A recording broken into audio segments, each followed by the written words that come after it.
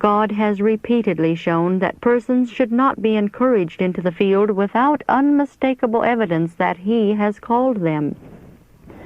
The Lord will not entrust the burden for His flock to unqualified individuals. Those whom God calls must be men of deep experience, tried and proved, men of sound judgment, men who will dare to reprove sin in the spirit of meekness, men who will understand how to feed the flock. God knows the heart, and He knows whom to select. Brother and Sister A may decide in this matter and be all wrong. Your judgment is imperfect, and can be no evidence in this matter. I saw that you were drawing off from the church, and if you continue to do so, you will have enough of it, for God will let you go to suffer by following your own way. Now, God invites you to get right, to try your motives, and to press into harmony with His people. This testimony concerning errors in diet was given at Mansville, New York, October 21, 1858.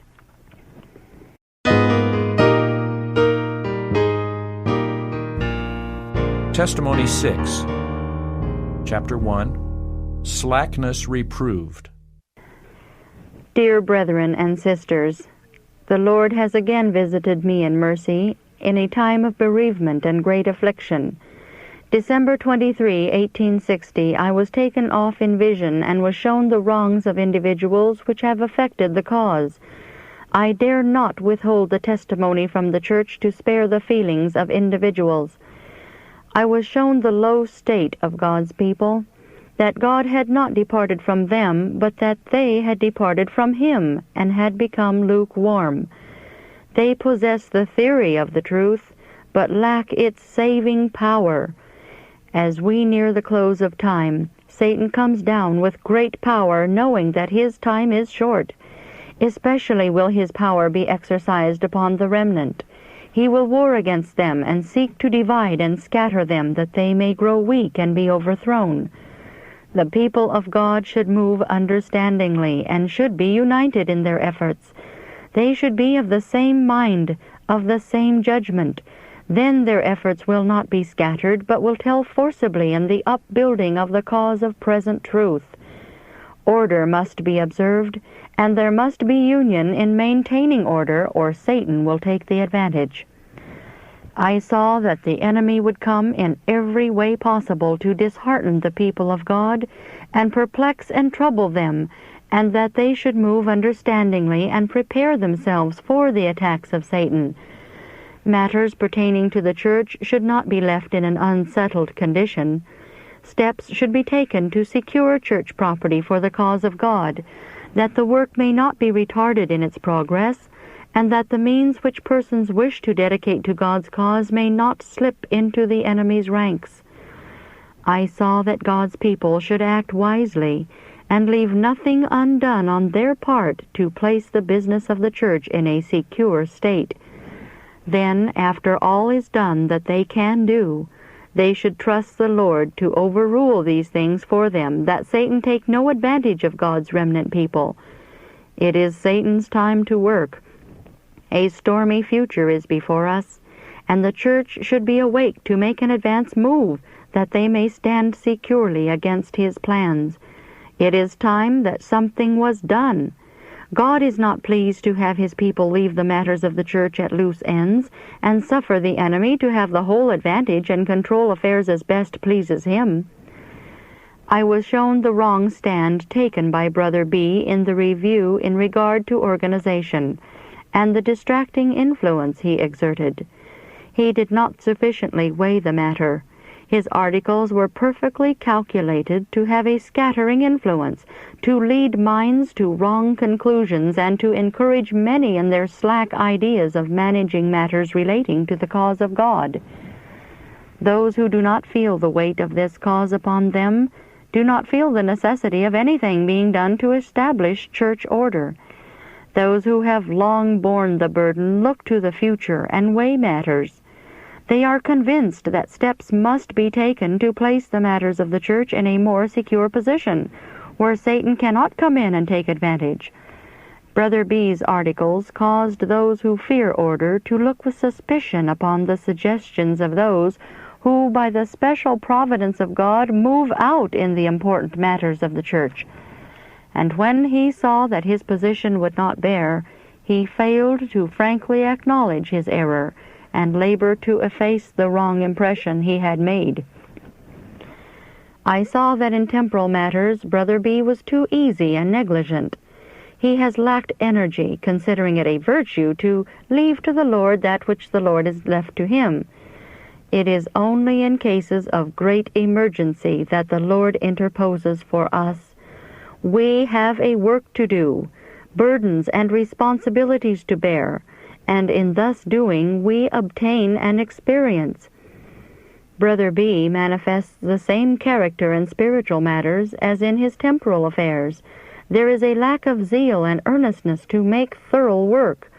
All should act with more discretion and wisdom in regard to the things of God than they manifest in temporal things to secure an earthly possession.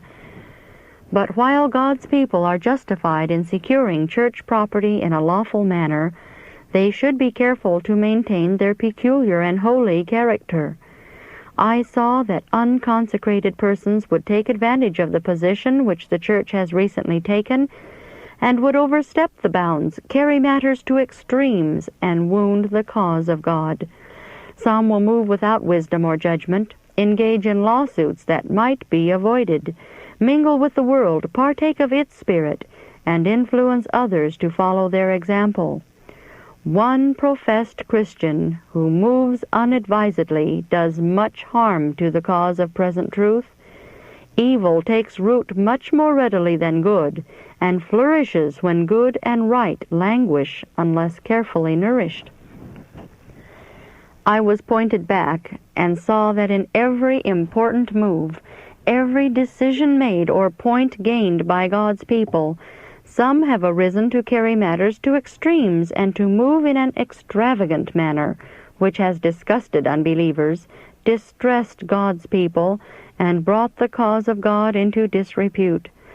The people whom God is leading out in these last days will be troubled with just such things, but much evil will be avoided if the ministers of Christ will be of one mind, united in their plans of action, and united in effort. If they will stand together, sustain one another, and faithfully rebuke and reprove wrong, they will soon cause it to wither. But Satan has controlled these matters very much.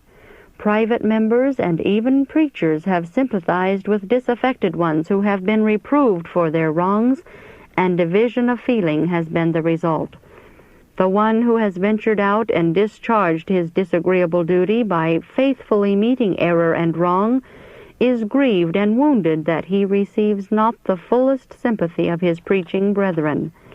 He becomes discouraged in discharging these painful duties, lays down the cross, and withholds the pointed testimony. His soul is shut up in darkness, and the church suffer for the lack of the very testimony which God designed should live among his people. Satan's object is gained when the faithful testimony is suppressed.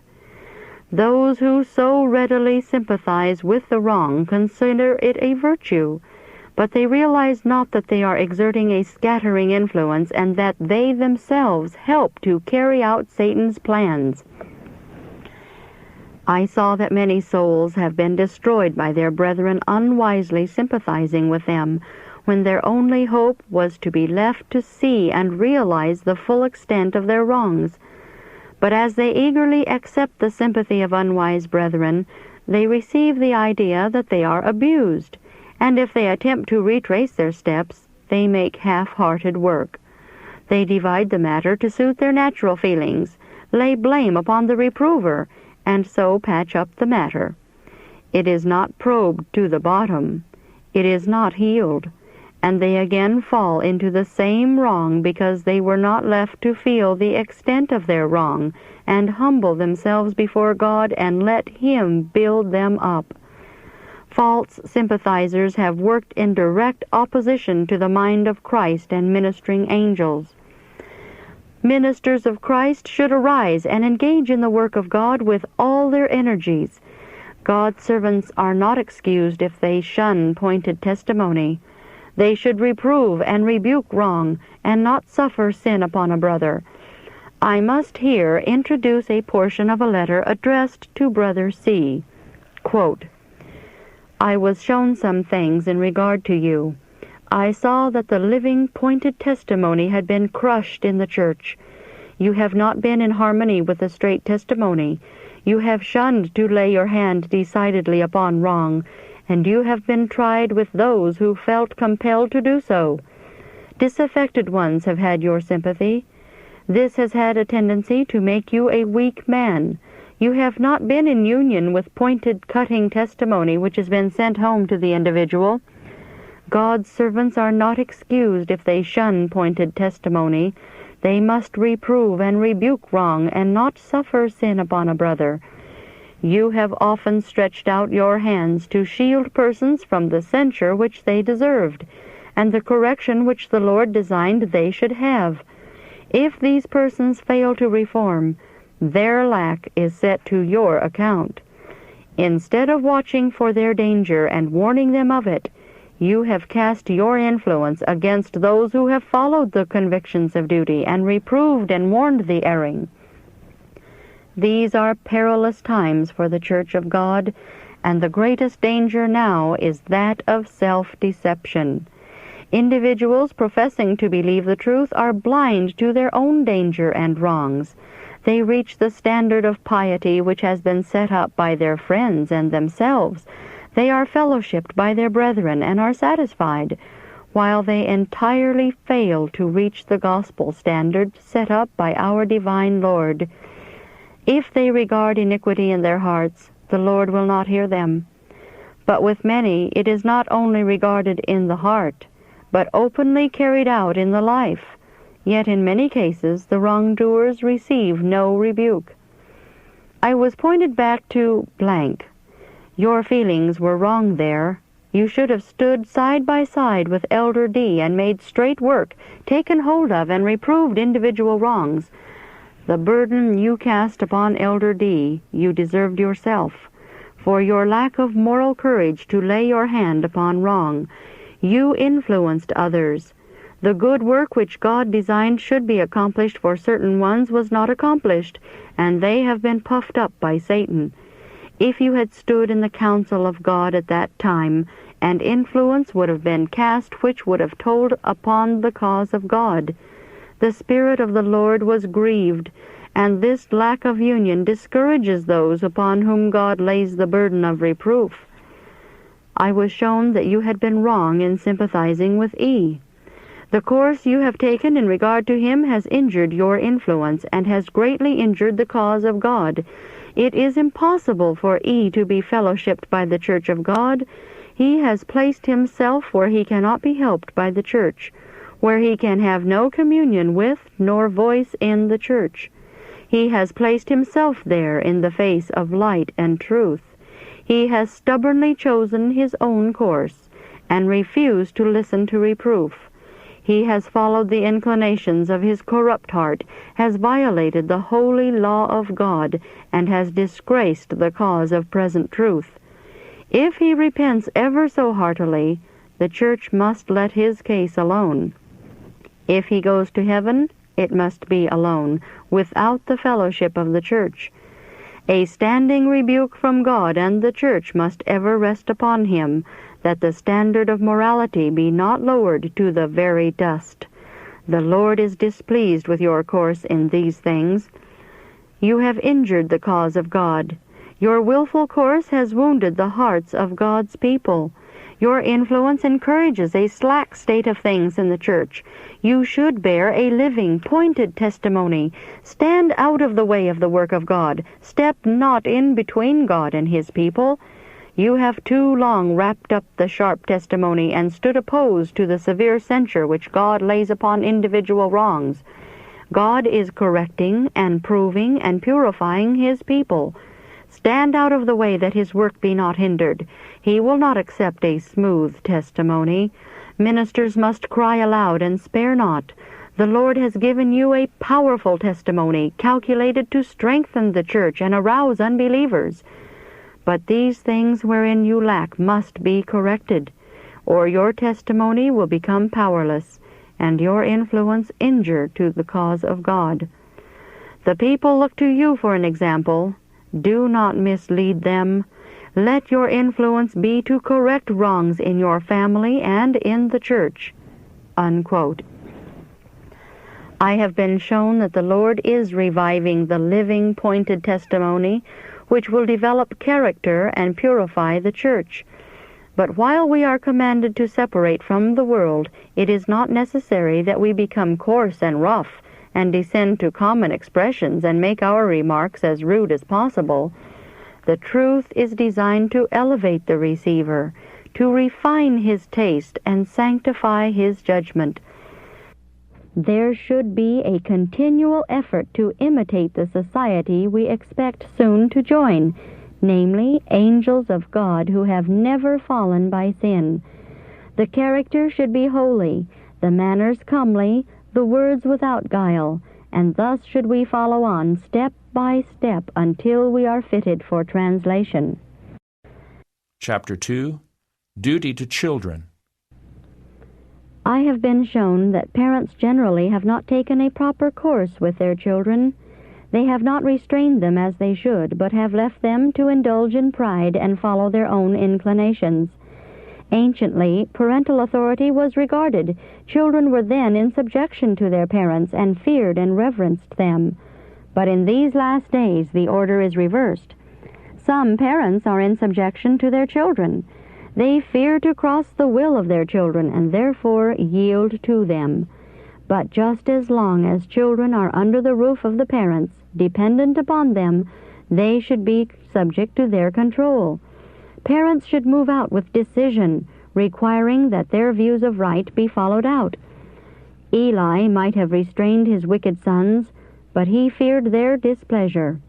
He suffered them to go on in their rebellion until they became a curse to Israel. Parents are required to restrain their children. The salvation of children depends very much upon the course pursued by the parents. In their mistaken love and fondness for their children, many parents indulge them to their hurt, nourish their pride, and put upon them trimmings and ornaments which make them vain, and lead them to think that dress makes the lady or gentleman.